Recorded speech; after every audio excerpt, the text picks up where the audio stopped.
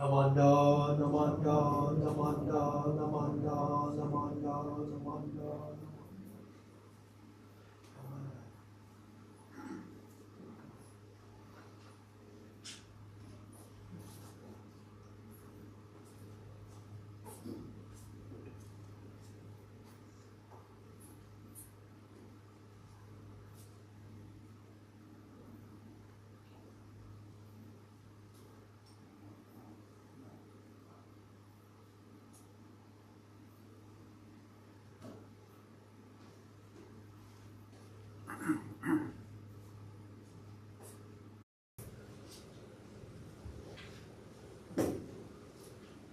Good morning, everyone. Good morning.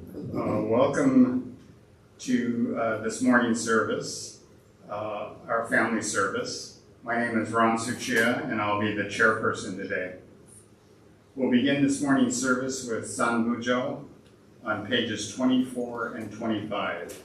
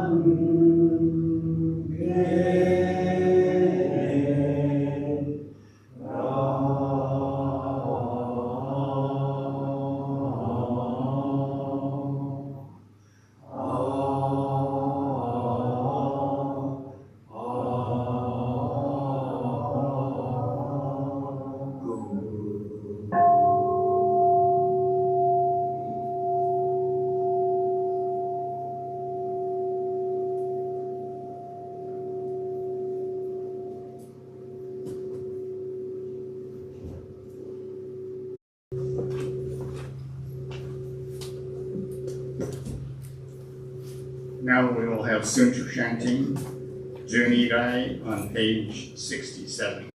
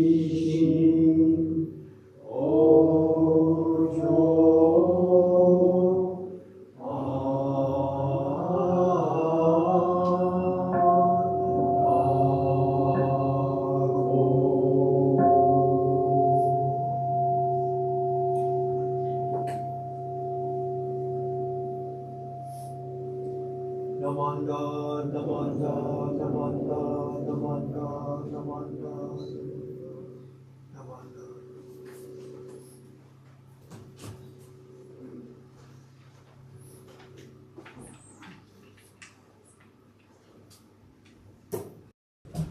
Will you please stand for the Gatha, May Peace Prevail, on page 80, 89 and 90 in the White Book, and remain standing for the reading of meditation, reading number 4 on page 17 in the Purple Book.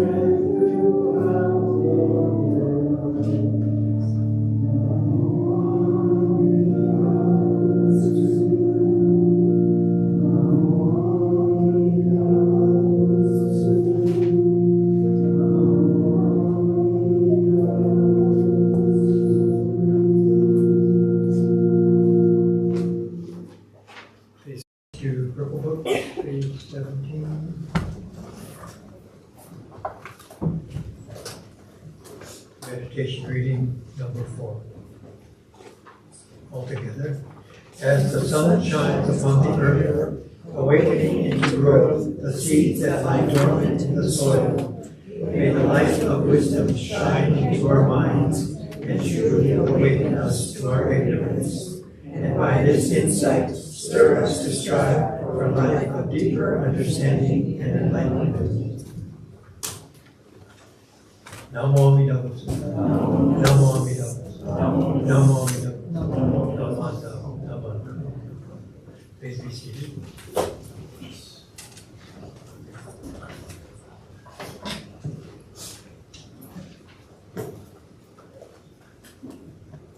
Now Reverend Fujimoto will share a Dharma message with us.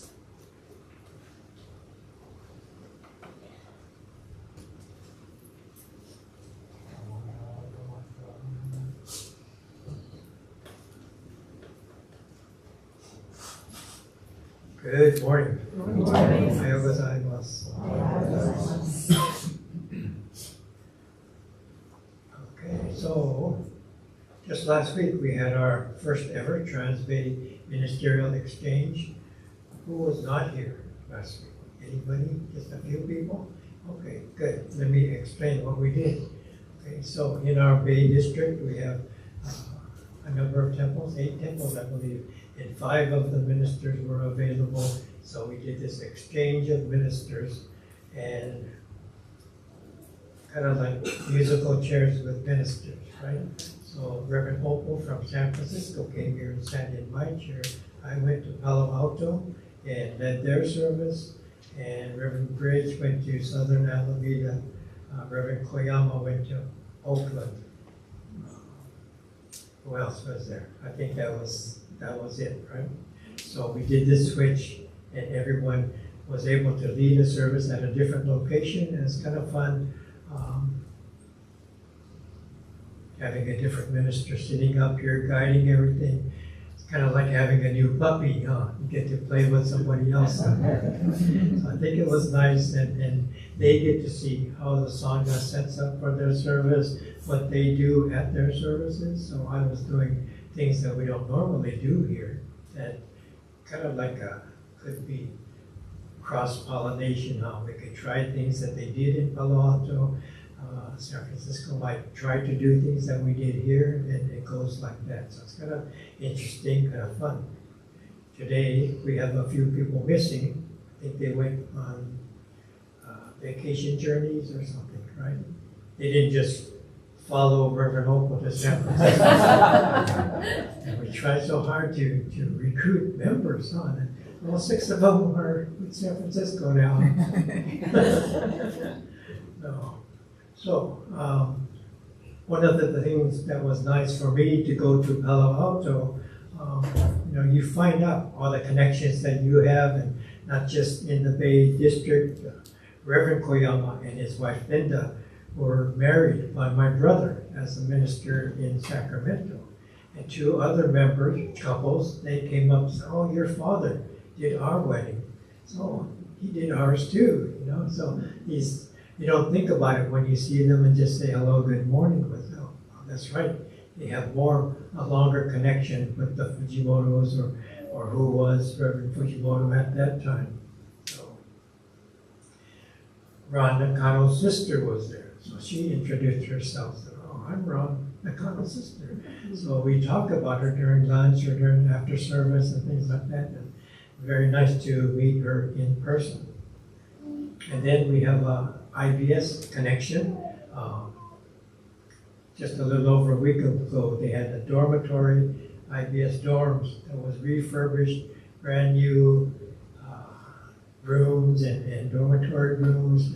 That's where the Institute of Buddhist Studies used to be. So I took all my classes over there. I didn't stay there, but now it's refurbished, and for many years things were going diminishing there as a structure, right? And repeatedly they would have things to be repaired, and one family, the Yamaoka family in Palo Alto, would very generously donate. Well, how much is that project?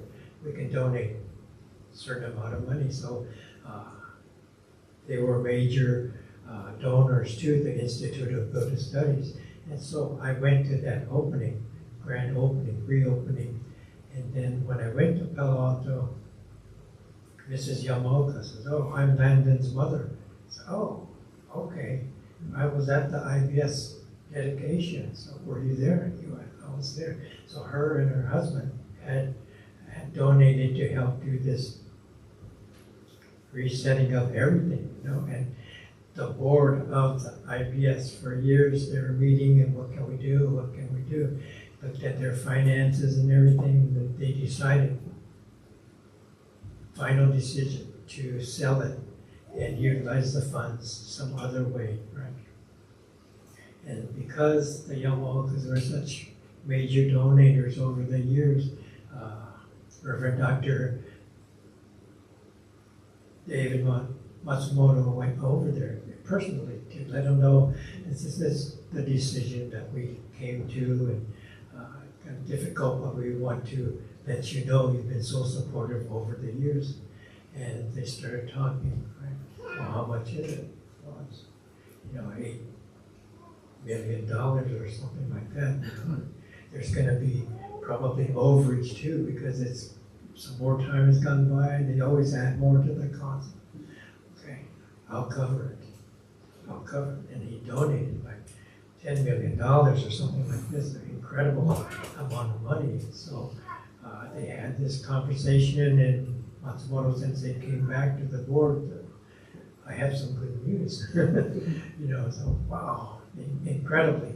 And they finally finished everything, and they had a big, very warm reception to rededicate the IBS dorm. So that's a huge, huge plus for IBS and the Buddhist Churches of America. So that connection was there in Palo Alto as well. And then I told them briefly that I have a horse. So I'm the only BCA minister with a horse.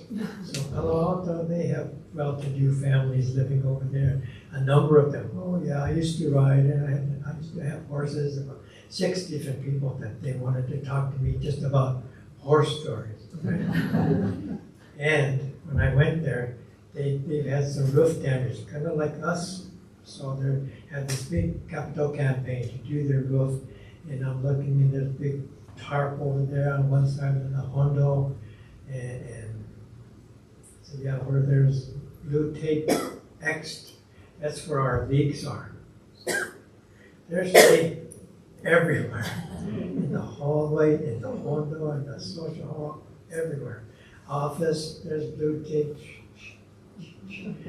incredibly difficult. So then, it's going to take them a couple years or more to do all this work. Wow, that's very, very major. So I think a lot of our temples are, celebrating anniversaries and, from 75 to 125 years and all of that. So the buildings are aging and a lot of these repair needs are starting to show. So nice to see all of that as I went to visit Palo Alto Temple. So I think, to me, it seems like these connections that we have through history, from family, other temples, other times, they kind of emerge from the infinite, right, and into our consciousness. And it enables us to recognize this movement of wisdom and compassion as a reality. We're able to see that we are a part of Indra's net, this interconnection with all these people, not just our Sangha, not just our temple or our families, but a larger net, an infinite net. Right? The connections to this infinite, they are ours. And through these connections, we are able to see and find that we are a part of this greater reality. So this is wisdom, wisdom beyond knowledge, right? To sense this and to feel it, and to recognize it, not just to learn this and that, different facts about Buddhism, but to see how we are connected and what we are connected to, this infinite reality that we call Amida. So one of the things I was asked to do over there, Reverend Koyama said, well, we have Dharma school kids, not a lot, but we have some, so if you could give a Dharma message for them, and then a Dharma message for the adults, that'd be nice. So I'm gonna do that talk today. Okay. And so it's 3 wishes for the Buddha. Okay. It's up here. So here's the story. One day, a young homeless man, he was living out in his shelter, and he saw a mouse coming up, nibbling on his food. So he caught the mouse. So why are you stealing from me? I'm a homeless man. I don't have that much. Why can't you go up to and steal from the rich man that lives over here? And the mouse told him, this is my destiny. I'm supposed to be here and to share some of your food. The homeless man thought about that. So, well, what's my destiny? So I can't answer that question. You should ask the Buddha. Find the Buddha and ask him that question about your destiny. So he got inspired. The homeless man took off on this journey to find the Buddha. Right? And he walked for hours and hours, hiking out of town, decided to rest, and he found a small cottage. A young family was staying there, so living there, so why don't you stay with us overnight? So okay. So they talked over the dinner table, and he told them that how he caught the mouse, and he's looking now. He's trying to meet the Buddha to ask about his destiny. So the young couple said, well, we have a young daughter. She's not able to speak. She has her room upstairs. Maybe you can ask the Buddha. what do we have to do so that she can speak and live a normal life? So the next day, the young man thanked them for their hospitality and promised that if he were to find the Buddha, he'll ask their question along with his question. So he went on his journey and continued further, and he met a wizard. So talking to the wizard says, I have lived for 1,000 years. I have special powers, but what I really want is to reach the Pure Land. Can you please ask the Buddha, what do I have to do to reach the Pure Land? So the young homeless man promised, okay, I'll ask the Buddha your question about reaching the Pure Land. So he went on again on his journey. So then he came to a river, a large river, and as he was sitting on one bank, he saw a big turtle. He's talking to the turtle, made friends, and they decided the turtle could help him to cross the river to get to the other side, and he could continue on with his journey. And as they were talking, the turtle said, I've had a really good life as a turtle. I've lived for 500 years. But what I really want is to be a dragon. I would like to become a dragon. Ask the Buddha, what do I have to do to become a dragon? So the young man agreed. He went on further on his journey. So finally, after a few more days and days, miles and miles, the young man, he could see a clearing and the Buddha sitting under a tree. So he went on to the Buddha, let him know, I've come a long way to find you and I have questions for you. And the Buddha told him, I can answer your questions. I can answer 3 questions. So give me those questions and I'll give you your answers. And the man thought back on his journey and he realized he had 4 questions, right? Which ones should he ask? He had tried to think of each situation. He thought about the turtle living for 500 years, wanting to become a dragon. He thought about the wizard who lived for 1,000 years, who wanted to reach the Pure Land. He thought about the young couple that helped him, and their daughter who couldn't speak. And then he had his own questions about his own destiny. So which ones should he ask? So he decided to ask the Buddha the 3 questions from the others and to leave out his own question about his destiny. So he told the Buddha, and after hearing all the questions, the Buddha answered. He said, the turtle is unwilling to leave the comfort of his shell. This is what's stopping him from becoming a dragon. Then he says, the wizard always carries his magical staff. This is what gives him his power. He doesn't want to let go of his power, so he doesn't want to give up his magical staff. And that's what's keeping him from getting to the Pure Land. And the young girl, she'll be able to speak when she meets her soulmate. So the homeless man said, okay, thank you so much for answering these questions. And he turned around to retrace his steps back to where he came. And on his way home, he met the turtle again, and he tells him what the Buddha said. He suggested that the turtle remove his shell, then he could become a dragon. And the turtle was so happy to find the answer to his question. He got out of his shell, filled his shell with pearls. Thank you, I don't need my shell. Why don't you use these pearls for yourself? And he turned into this magnificent dragon and flew off into the air. And the man went on and he found the wizard again, told him what the Buddha said. The wizard, here, you can have my staff now. I don't need it anymore. And so then the wizard was able to enter the Pure Land. So now the young man is rich with all these pearls. He has a staff, the powers of a wizard. He continued on, And he arrived at the cottage where he started, and he told the Buddha what he said about their daughter. And while they're sitting there talking, the daughter came down the stairs, and she says, "Is that the young man that was here last week?" Okay, so now she had found her soulmate in this homeless man that came back from his journey.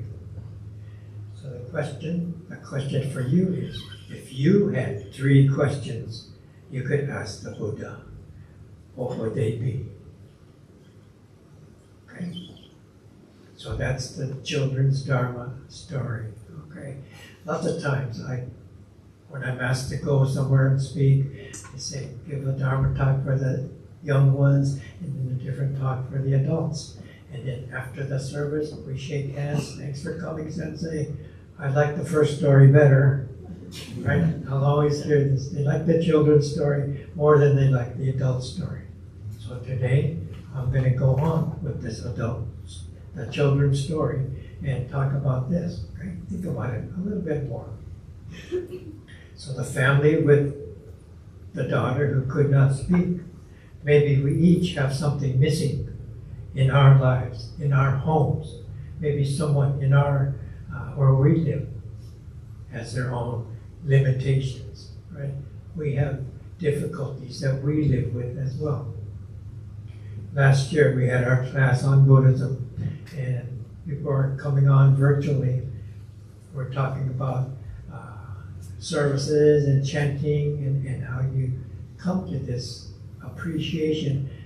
You grow into a taste of coming to service, appreciating, enjoying what the chanting is, what it does, connecting. I always try to explain all our different voices become one voice as we chant.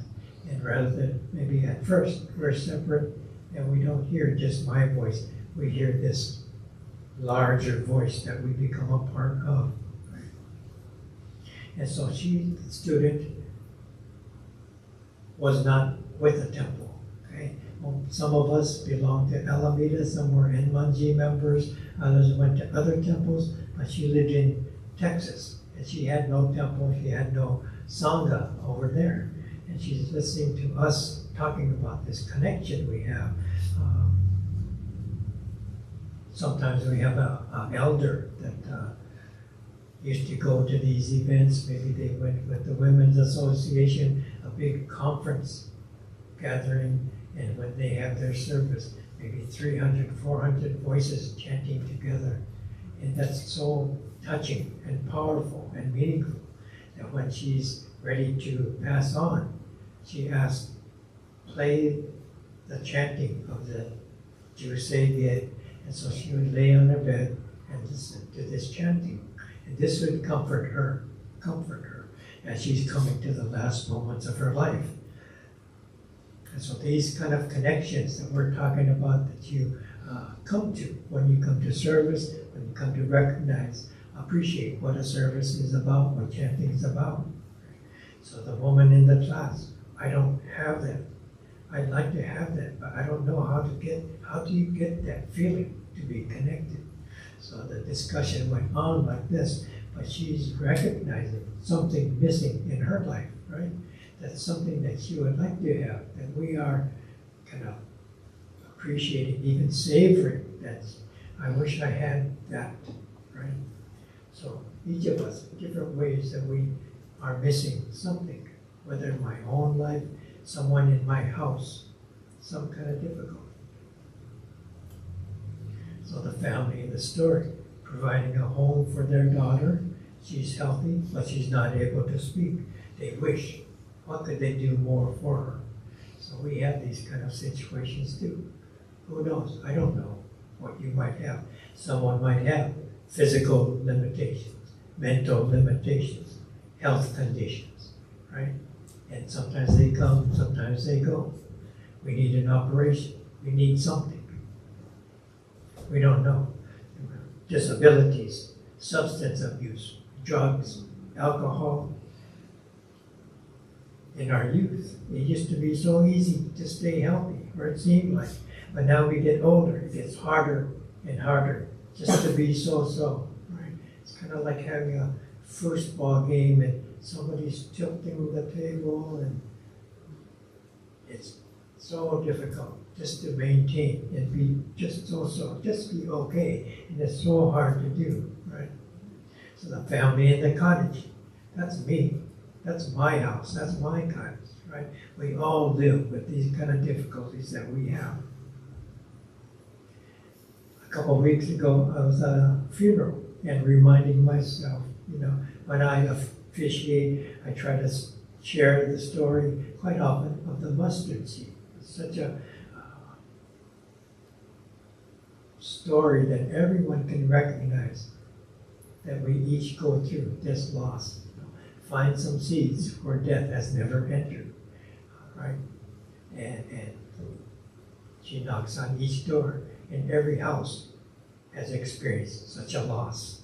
And so gradually it comes to her. She realizes what the Buddha is trying to say, that we all experience this loss.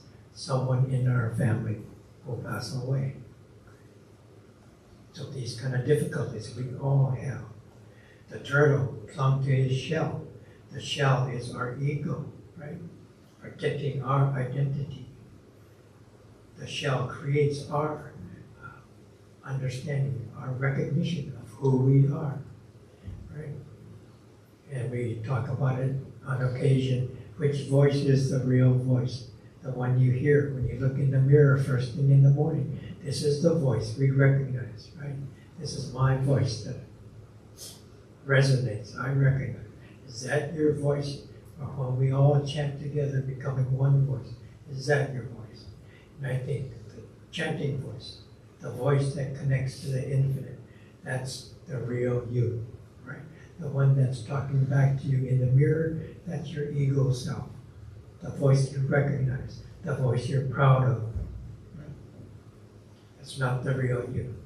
You think it's you because you hear it every single day, every single evening. The wizard had infinite life, magical powers with his staff. Still, he wanted more. He wanted something else. So we're taught here, always.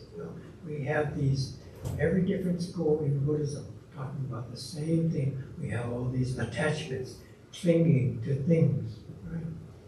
Bonno, we have this, is limiting our lives, limiting our appreciation of life. I've been a minister for 20-something years. I still want to win the lotto. Still figuring out how to get a new car, right? A different car.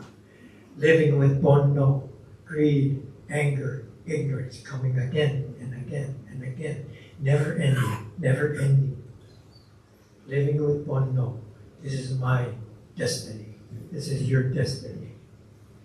But nevertheless, we're urged to come. You're okay just as you are. In Temple Talk, they say the Buddha will embrace all beings just as we are. In my words, I say this infinite compassion moving through the universe, incredibly finding me, incredibly finding you. What if on our journeys we're able to come to a place where people weren't so ego-driven? Instead of pushing each other out of the way, they help each other find a seat or get some food. Instead of sitting alone in isolation, they get together to share time and thoughts and things. What if we were able to come to a place where the words of the Buddha floated all around us? A place where the sounds of the Dharma float through the air. It might look just like this. Welcome to the Pure Land. Please join me in Gassho. Namo Amida Butsu. Namo Amida Butsu. Namo Amida Butsu. Namo Amida Butsu. Namo Amida Butsu. Thank you.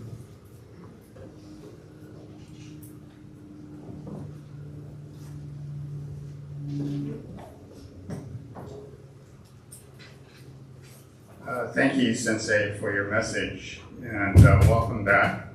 I hope we're able to help or have more ministers sharing weekends again. That was very interesting. Please stand for Gatha Nembutsu 1 in the White Book on page 99.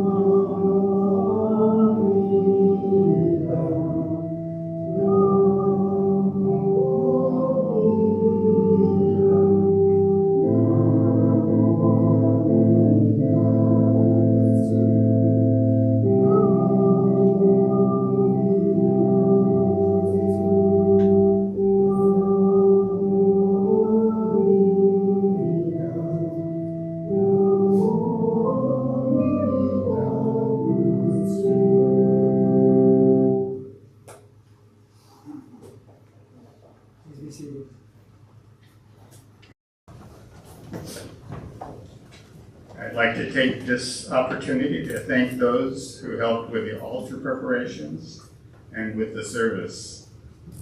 Thank you to Reverend Dennis. Thank you to Brian, who provided the YouTube service. Thank you to Jane, who provided the altar flowers. And thank you to Barbie, our organist today.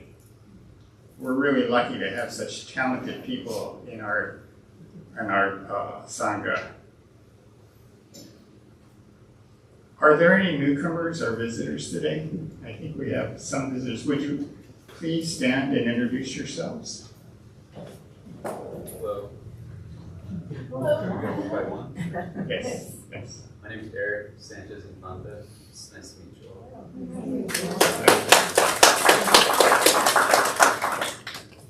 Hi, I'm Skylar. I've come a couple of times, but not this week. Oh, great. Guys, I'm Nathan. Okay.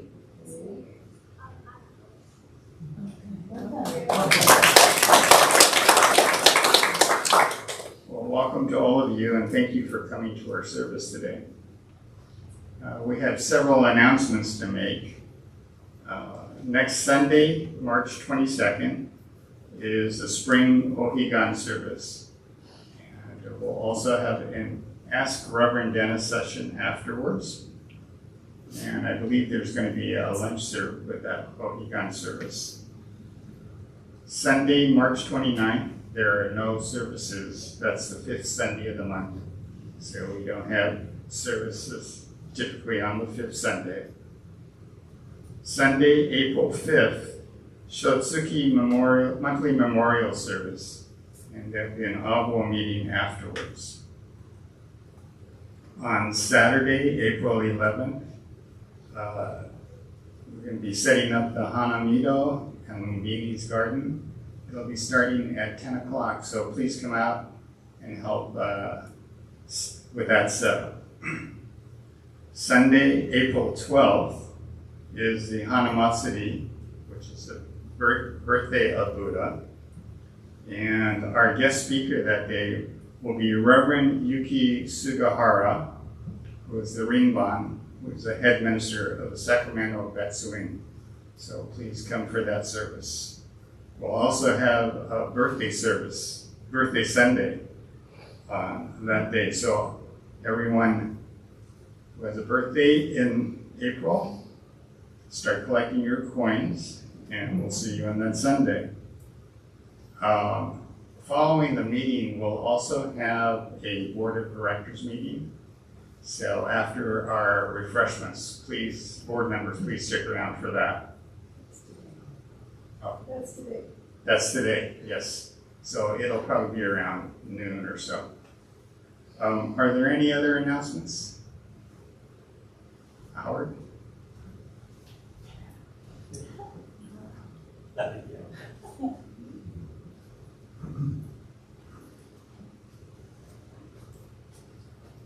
Hello.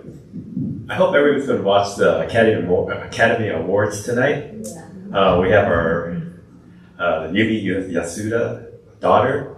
She was Miyako. She was nominated for the best costume design, and hopefully she'll win. So our very own. Yeah, she went through Dharma school and everything. So yeah, we're really proud of her. So please watch tonight. That's it.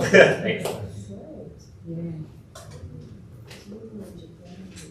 Okay, thanks, Howard. Are there any other announcements?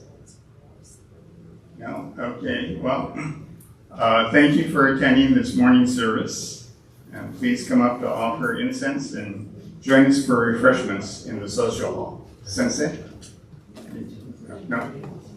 Okay. Thank you again.